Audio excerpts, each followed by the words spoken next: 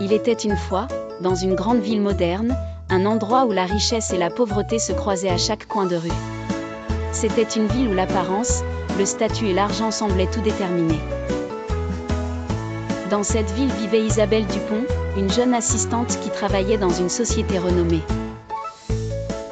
Isabelle, belle et pleine de confiance, était convaincue que sa beauté et ses vêtements coûteux suffisaient à lui assurer une place parmi les meilleurs. Elle regardait le monde à travers des yeux remplis de préjugés, et son arrogance lui permettait de se croire supérieure à ceux qui ne partageaient pas son statut. Un jour, alors qu'Isabelle se rendait à son travail, elle croisa un homme qu'elle jugea immédiatement. Cet homme, Monsieur Kofi Abubakar, était vêtu simplement, avec une démarche discrète. Il semblait n'avoir rien de particulier, rien qui ne mérite l'attention.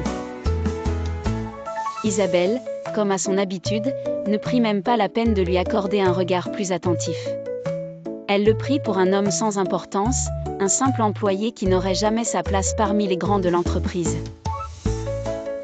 Elle ne savait pas que cet homme, loin d'être ce qu'elle croyait, était en réalité le fondateur et le propriétaire de l'entreprise où elle travaillait. Lors d'une pause déjeuner, Isabelle se retrouva entourée de ses collègues dans un restaurant chic. Elle, pleine de certitude, lança une remarque méprisante à propos de Monsieur Kofi Abubakar. « Vous avez vu ce type ? Il n'a même pas l'air d'un vrai homme d'affaires. Avec ses vêtements simples, il est loin des standards de ceux qui réussissent vraiment. Comment peut-il prétendre être à la tête d'une société ? » Ses collègues, complices de son jugement, se moquèrent gentiment de l'homme sans même savoir qui il était. Isabelle se sentit confortée dans ses préjugés. Elle n'imaginait pas que ses paroles allaient bientôt la rattraper. La révélation quelques heures plus tard, Isabelle entra dans la grande salle de conférence pour une réunion importante. Elle était prête à impressionner, pleine de certitude. Mais ce qu'elle ne savait pas, c'est que Monsieur Kofi Abubakar, cet homme qu'elle avait humilié, était déjà assis à la tête de la table. Le directeur de la réunion prit la parole avec calme. « Bienvenue à la réunion. Je vous présente Monsieur Kofi Abubakar, notre PDG, le fondateur et propriétaire de l'entreprise. » À cet instant, le cœur d'Isabelle fit un bond dans sa poitrine. Elle resta figée, le regard écarquillé, réalisant la terrible erreur qu'elle venait de faire. Cet homme qu'elle avait jugé, ridiculisé même, était celui qui dirigeait l'entreprise. Le rouge de la honte envahit son visage. La leçon de Monsieur Kofi Abubakar. Monsieur Kofi Abubakar, bien que conscient de la situation et de l'humiliation qu'Isabelle venait de s'infliger, resta calme et souriant. Il s'adressa à elle avec une bienveillance qui la bouleversa. « Vous savez, Mademoiselle Dupont, la véritable sagesse ne réside pas dans l'apparence extérieure, mais dans la manière dont nous traitons les autres. Peu importe leur statut ou leur richesse. Ce n'est pas ce que nous montrons aux autres qui compte, mais ce que nous avons dans le cœur. » Les regards des autres participants à la réunion se tournèrent vers Isabelle, qui sentit son cœur se serrer. Mais Monsieur Kofi Abubakar, avec une grande classe, choisit de ne pas insister.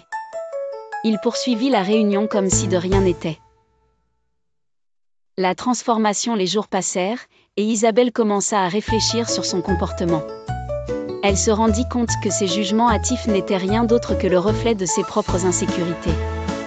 Elle se sentit petite, honteuse de ses paroles et de ses actes. Petit à petit, elle se mit à changer, à apprendre à respecter et à écouter ceux qu'elle avait autrefois jugés. Elle commença à voir les gens d'un autre œil, non pas à travers des stéréotypes, mais à travers leur humanité. Un soir, après une longue réflexion, Isabelle décida d'aller présenter ses excuses à Monsieur Kofi Abubakar. Elle se rendit chez lui, nerveuse, mais déterminée. « M. Kofi, je vous demande pardon pour ce que j'ai dit. J'ai agi sans réfléchir et mes paroles étaient injustes. » Monsieur Kofi Abubakar la regarda un instant, puis lui sourit. « Il n'est jamais trop tard pour changer, Mademoiselle Dupont. Ce qui compte, c'est que vous ayez appris de cette erreur. C'est la capacité à se remettre en question qui fait de nous des êtres dignes de respect. » Isabelle, émue par ces paroles, comprit enfin la profondeur de la leçon qu'il lui avait donnée. Conclusion, et ainsi, Isabelle, grâce à son erreur, apprit une des plus grandes leçons de sa vie. Elle comprit que le véritable respect ne se mesure pas à l'apparence ou au statut social, mais à l'humanité que nous montrons aux autres. Ce conte nous enseigne que nos préjugés peuvent être une prison dans laquelle nous nous enfermons, mais qu'il est toujours possible de se libérer, de changer et de grandir. Merci d'aimer la vidéo, de vous abonner et de cliquer sur la sonnette d'alarme, et de nous dire depuis quelle ville vous nous suivez. À bientôt pour de nouvelles histoires inspirantes.